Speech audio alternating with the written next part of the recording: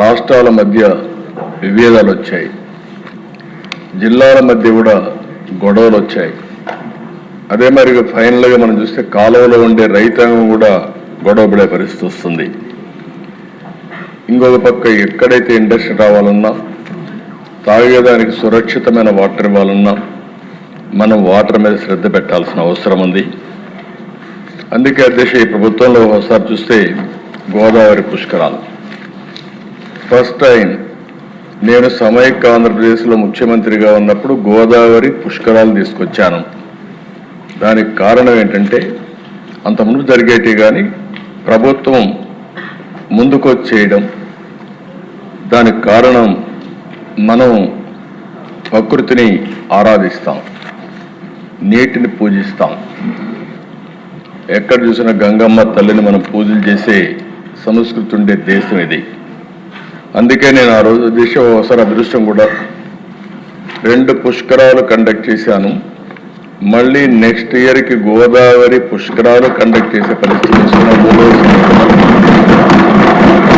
ఆ next year చూస్తే కృష్ణా పుష్కరాలు, అది కూడా 3వసారి కృష్ణా పుష్కరాలు కూడా ఈ ప్రభుత్వ ఆధ్వర్యంలో నిర్వహించే పరిస్థితికి వస్తుంది. ఒక విధంగా ఆలోచిస్తే ఇది ఒక అదృష్టం కూడా అని చెప్పి మీకు తెలియజేస్తున్నా. అయితే అధ్యక్ష ఇది అనునిత్యం జరగాలనే ఉద్దేశంతో మీరు ఒకసారి చూస్తే గోదావరికి అఖండ హారతి ఇచ్చాం. 365 రోజులు చేయాలనేది నా ఉద్దేశం. కృష్ణాకి పవిత్ర హారతి ఇచ్చాం. ఈ విధంగా నదుల్ని మనం పూజించితే తద్వారా ఒక బాధ్యత పెరుగుతుంది. అదే మరిగా వాటర్ సెక్యూరిటీ ఆటోమేటిక్గా వస్తున్న ఉద్దేశంతో మనం పెట్టుకున్నాం. ఈరోజు దిశ ఈ ప్రభుత్వం చాలా స్పష్టంగా ఉన్నాం. నదుల అనుసంధానం చేసి, ఎందుకంటే మనం లోయర్ రైపేరియన్ స్టేట్, ఇప్పుడే మంత్రి గారు చెప్పారు, గోదావరి 40 సంవత్సరాలు ఆవరేజ్ నీళ్లు తీసుకుంటే 3000 టీఎంసీ సముద్రం లేకపోయినాయి. అదే మరి కృష్ణ పైన ప్రాజెక్టులు కట్టారు, ఎప్పుడన్నా వరద వస్తే మనకు వస్తుంది. అలాంటి సందర్భాలు కూడా మనం ఫేస్ చేస్తున్నాం.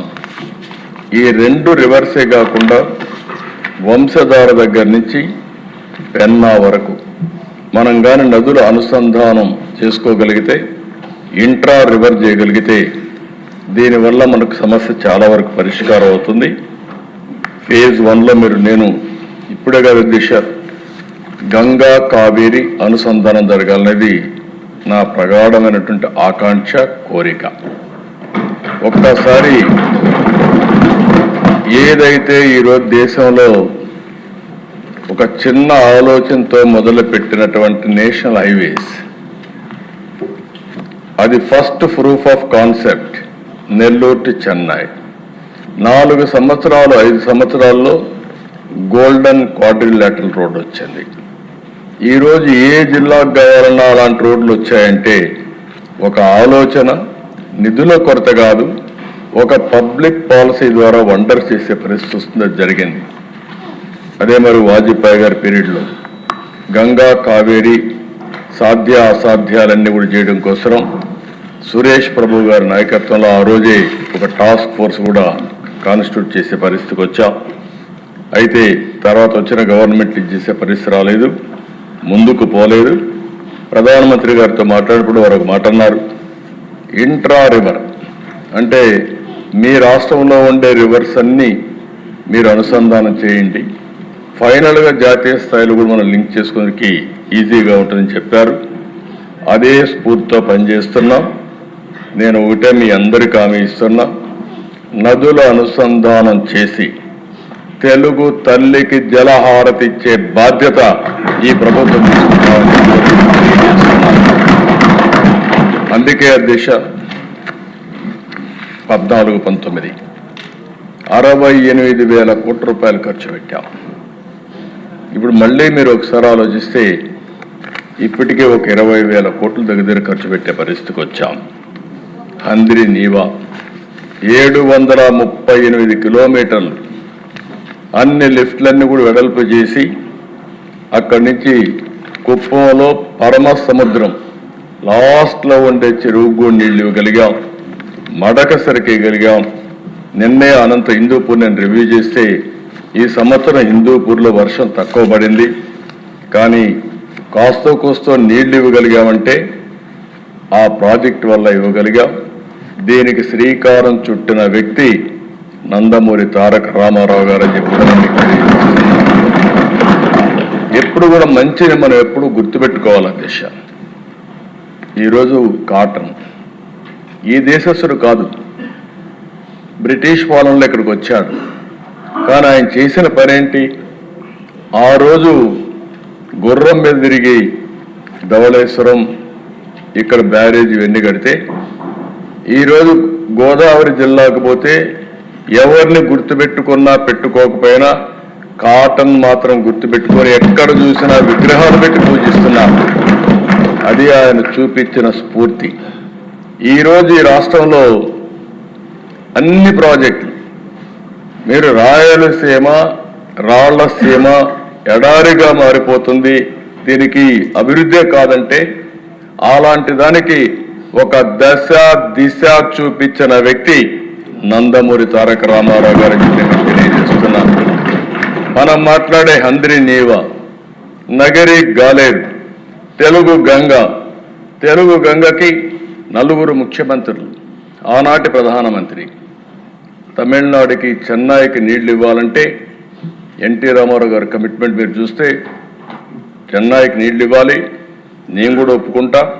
కానీ నా రాయలసీమకు నీళ్ళు ఇచ్చిన తర్వాతనే, ఓపెన్ కెనాల్లో నీళ్ళు ఇచ్చిన తర్వాతనే చెన్నైకి తీసుకుపోదామని చెప్పి రాయలసీమకు రిజర్వాయర్లు కట్టడం కానీ అంత మునుపంతా కూడా పైప్లో తీసుకుపోవాలంటే కాదని చెప్పి ఆ రోజు రాయలసీమ కోసం ఇచ్చిన వ్యక్తి.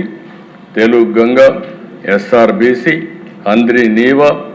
ఈరోజు రాయలసీమలోనే కాదు, ఆంధ్రప్రదేశ్లో కట్టిన ప్రతి ఒక్క ప్రాజెక్టు కూడా ఆ రోజు ఎన్డీఏలు అయినాయి, లేకపోతే తెలుగుదేశంలో అయ్యాయి తప్ప కాంగ్రెస్ పార్టీ ఎప్పుడు కూడా ఏమీ చేయలేదని చెప్పి కూడా ఆనాటి కాంగ్రెస్, ఈరోజు వైఎస్ఆర్ కాంగ్రెస్ పార్టీ ఎప్పుడు చేయలేదు. దిశ రెండో దిశ వెలుగొండ, నిన్నే పోయి వచ్చా. చూస్తే ఒకసారి చరిత్ర దిశ 5/3/96 నేను ఆ జిల్లాకి వెళ్ళేవాడిని ముఖ్యమంత్రి అయిన కొత్తల్లో. ప్రతిసారి పోయినప్పుడు ఆ జిల్లా వాసులు ఉడుగురేవారు, మీరు ఏమైనా చేయండి మాకు శ్రీశైలం నుంచి నీళ్ళు ఇవ్వండి. ఇప్పుడైనా నదుల అనుసంధానం ఒక ఆలోచన ఉంది, కనీసం అప్పుడు ఆలోచన కూడా లేదు. నేను అనేవాడిని ఎట్లా చేయగలుగుతానేవాడిని, సార్ మీరు ఏమన్నా చేయండి, 5 ఏళ్ళకు ఒకసారి మాకు నీళ్లు ఇవ్వండి చాలు అని అంటే, నేను ఆ రోజు ఫౌండేషన్ వేసాను. 30 సంవత్సరాల కంటే ముందు ఫౌండేషన్ వేసి దగ్గర 9,000 కోట్లు అవుతుంది. కొంత డిలే కూడా అయింది. మళ్ళీ దాన్ని పూర్తి చేసి ఫేజ్ 1 రాబోయే 3 నెలల్లో జూలైలో నీళ్ళు ఇచ్చే బాధ్యత తీసుకుంటాం. అధ్యక్ష దీనికి 2,500 కోట్లు అవుతుంది. అలాంటిది అధ్యక్ష ఇప్పటికి ఒక 500 కోట్లు పే చేశాం. ఏదైతే 4 సార్లు చెప్పాడు, ఇప్పుడు కూడా క్రెడిట్ చోరీ నిన్ను కూడా చూశాను. నేను నాకు నడవాలా ఏడవాలా నాకే అర్థం కావడం లేదు. ఎలాంటి వ్యక్తో, విచిత్రమైన వ్యక్తి. అక్కడ ఏం చేశారంటే అధ్యక్ష చెప్పుకోవచ్చు చేసిన పని తప్పు లేదు, ఒకవేళ చేయకపోతే కరెక్ట్ చేసుకోవాలి. అక్కడ మీరు చూస్తే అధ్యక్ష మొత్తం కూడా ప్రాజెక్టులు ఇప్పుడే డీటెయిల్స్ అన్నీ రామారెడ్డి గారు చెప్పారు, నేను ముందుకెళ్ళను. అంత పనులు పెట్టుకొని మొత్తం కలిసి 2,500 కోట్లు అయ్యే ప్రాజెక్ట్ని తొందరగా పోయి జాతికి అంకితం చేస్తున్నానని రిబ్బన్ కట్ చేసి వచ్చాడంటే నీళ్లు రాకుండా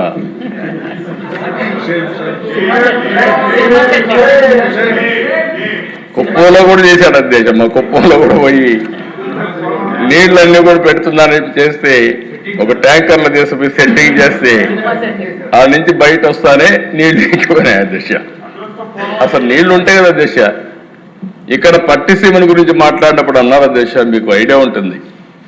పట్టిసీమ నేను తీసుకొస్తే ఇది ఎందుకు పట్టిసీమ అన్నారు. ఇప్పటికే దిశ దగ్గర 12 ఏళ్ళు 11 ఏళ్ళు 12 ఏళ్ళు 100 టీఎంసీ నీళ్లు తీసుకొచ్చి ఇక్కడ కృష్ణా డెల్టాకి ఇచ్చి ఇక్కడ నీళ్లు ఆదా చేసి శ్రీశైలం ద్వారా రాయలసీమకి ఇచ్చాం కాబట్టి ఈరోజు రాయలసీమ రతనాలసీమగా తయారైంది. ఇప్పుడు మనం మాట్లాడే అభివృద్ధి అంతా కూడా మీరు చూస్తే ఈ 10 ఏళ్లలో ఈరోజు అన్ని ప్రాంతాల కంటే వెలుగు వచ్చింది. వెలుగొండ మళ్ళీ హామీ ఇస్తున్నా 14 వారాలు వారం రిపోర్ట్ ఇమ్మన్నా. ఆర్థిక ఇబ్బందులున్నాయి, ఏ ఇబ్బందులున్నా సరే మళ్ళీ మార్కాపురం జిల్లా ఒంగోలు జిల్లాను సస్యశ్యామలం చేసే బాధ్యత ఈ ప్రభుత్వం తీసుకుంటాం.